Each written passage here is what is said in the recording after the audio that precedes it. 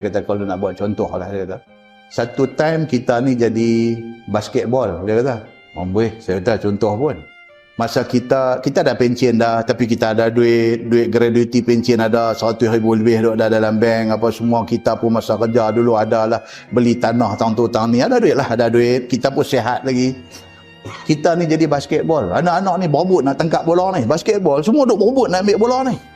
Oh, kalau anak di Kuala Lumpur ada 3 orang, kita turun kita pi rumah hak seorang, hak 2 hari, oh marah. Hak 2 hari tak pi ni marah lah. Merajuk lah dengan amboi. Ayah dah mai, dah tak mai rumah saya, yang rumah adik ayah boleh pi. Pasal apa tuan? Basketball. Basketball. Saya pun duk dengar, ni aku tak pernah dengar lagi ni macam ni punya contoh. Kan?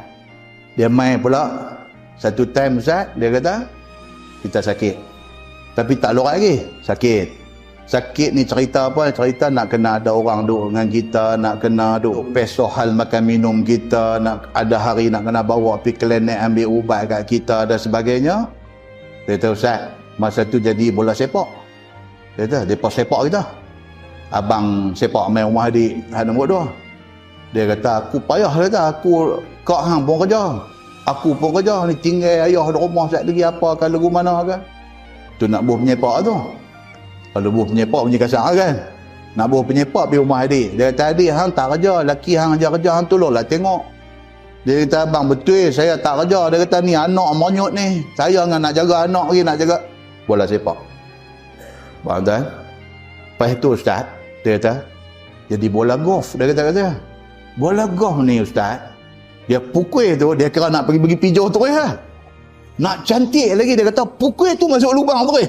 Cantik. Weh, saya kata kasar cikgu ni. Yang ni kasar ni. Kasar Ustaz, dia kata. Dah rembas tu, dia kira habis hati punya rembas tu. Piu tu, kalau boleh biar sampai danuk tu. Kira tak tengok dah orang tua ni. Baik, cantik daripada abang. Hole in one. Terus masuk lubang, pelepuk kata habis. Selesai, tutup cerita ni.